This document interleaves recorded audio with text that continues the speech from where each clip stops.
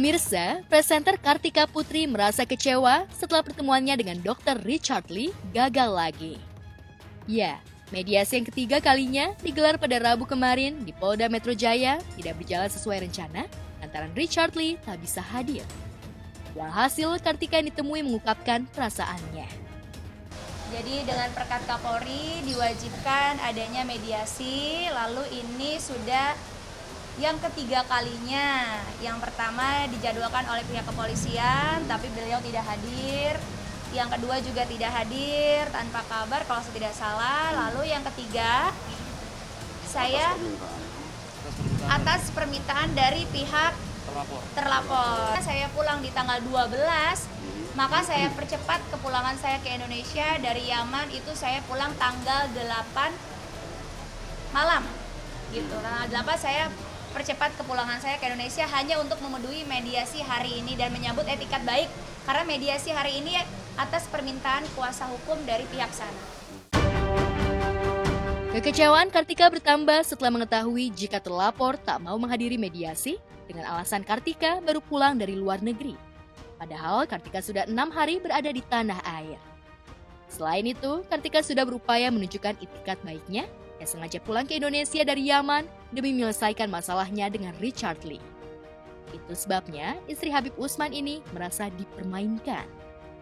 Beliau yang meminta hari ini, terlapor yang meminta hari ini untuk mediasi, kuasa hukumnya yang menentukan tanggal hari ini, di mana saya pulang jauh-jauh dari Yaman agar bisa mengikuti peraturan pemerintahan untuk adanya dulu kita kalau di 5 hari itu karantina gitu ya. Jadi saya sengaja meluangkan waktu pulang lebih cepat agar bisa karantina. Tetapi yang bersangkutan malah tidak hadir dengan alasan katanya saya baru pulang dari luar negeri. Dibilang kecewa, kekecewaan saya hanya karena saya sedih. Harusnya saya lebih lama di Yaman bersama dengan putri sulung saya yang lagi sekolah di sana. Harusnya saya memprioritaskan putri sulung saya, akhirnya saya harus pulang lebih cepat demi menghormati dan menghargai etikat baik. Tetapi ternyata seperti ini, saya bukan kecewa ya, merasa dipermainkan. Wajar jika Kartika Putri yang ditemani Habib Usman kesal dan kecewa, karena ia ingin masalah ini tak berkepanjangan. Bermula dari Richard Lee yang menemukan kandungan berbahaya di dalam salah satu merek produk kecantikan dan ternyata pernah terpampang di laman media sosial Kartika. Sekalipun Kartika mengaku tak memajang atau mengendorse produk itu, namun setelah pertemuannya dengan Richard Lee, Kartika melaporkan dokter itu ke polisi atas dugaan pencemaran nama baik setelah sebelumnya sempat melayangkan surat somasi. Tak mau kalah, Richard pun melaporkan Kartika ke Polda Sumsel atas dugaan pencemaran nama baik. Lantas, langkah apa yang akan dilakukan pihak Kartika terhadap Richard Lee? Ya kita lihat dari penyidik seperti apa sikapnya. Ya pada intinya kan kita mengikuti apa yang diinginkan, dijadwalkan oleh penyidik terkait dengan jadwal mediasi. Ya selanjutnya kita mengikuti dan menghormati apa yang sikap penyidik akan lakukan. Seperti itu. Ya.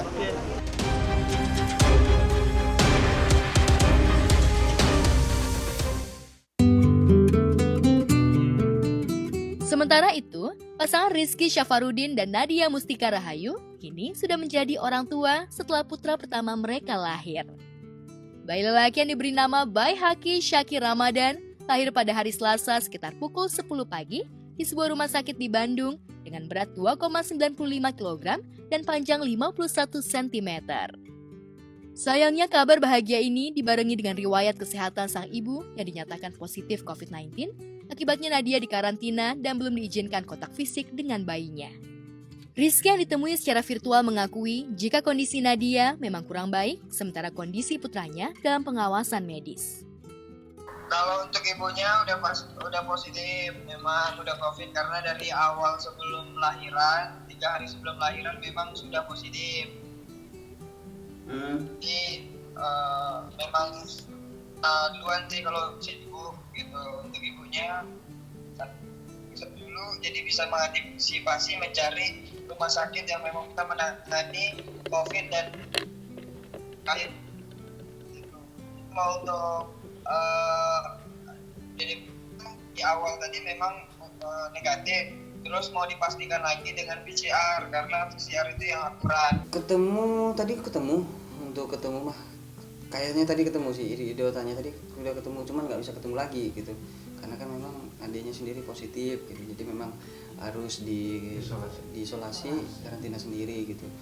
Begitu juga dengan anaknya tadi, Iki sempat gendong, sempat foto juga tadi kirim ke Ido laporan bahwasanya di sana Ido tetap pesan sama Iki tetap pakai masker, terus sering-sering ini pakai sanitizer, terus ya tangannya jangan ngelatahkan soalnya itu rumah sakit kan. Meski demikian, Rizky tak menutupi rasa bahagianya menyambut kehadiran sang buah hati. Soal nama, Rizky dan Nadia memang sudah menyiapkannya dengan baik. Itu sebabnya kelahiran yang bertepatan dengan bulan suci Ramadan, maka nama yang disematkan memiliki makna, doa, serta harapan untuk masa depan sang buah hati.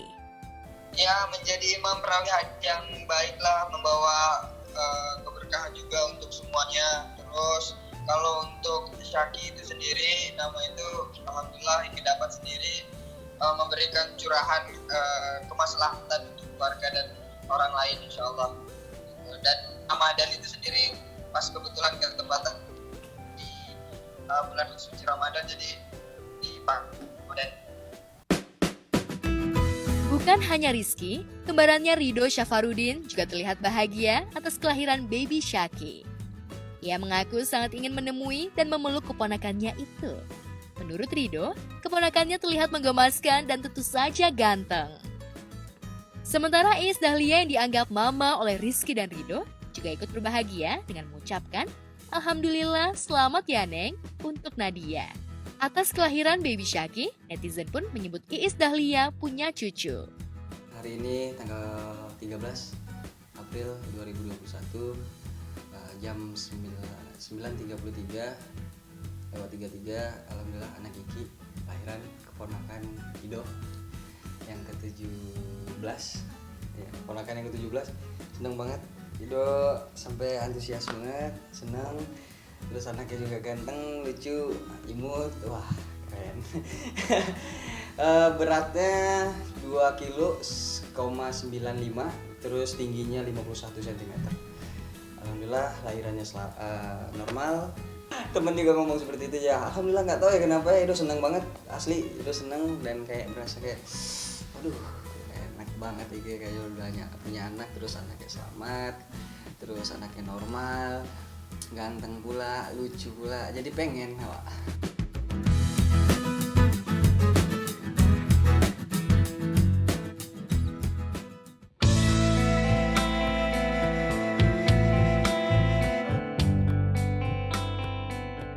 Pemirsa, program acara Hafiz Indonesia ke-9 sudah hadir di layar kaca RCTI setiap hari pada pukul 12.30 waktu Indonesia Barat. Irfan Hakim sebagai pembawa acara menjelaskan jika dari 24 peserta dibagi menjadi 3 tim yang terdiri dari 8 anak, yakni Mekah, Madinah, Al-Aqsa. Irfan mengakui anak-anak menghafal serta melafalkan ayat suci Al-Quran yang tampil memiliki kemampuan hafalan yang sangat menakjubkan. Pada hari Rabu kemarin, giliran tim Al-Aqsa. Dan yang menarik, salah satu peserta asal Binjai bernama Tegar bersama bundanya yang membacakan surat An-Nazi'at mampu membuat dewan juri Nabila Abdul Rahim Bayan, Amir Faisal Fat, dan Syekh Ahmad Al-Misri teranyuh. Untuk Tegar dan Bunda, apakah sudah siap? Insya Allah siap. Insya Allah mereka berdua sudah siap.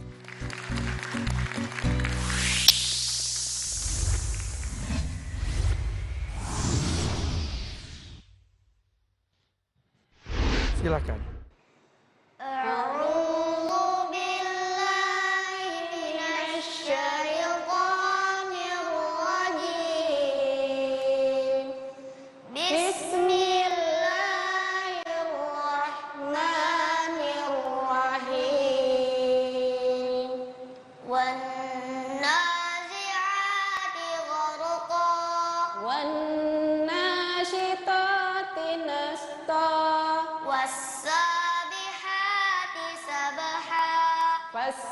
فالسابقات سبقا فالمدبرات أمرا يوم ترجف الراجفة تتبع قلوب يومئذ واجفة يقولون أئنا لمردودون في الحافرة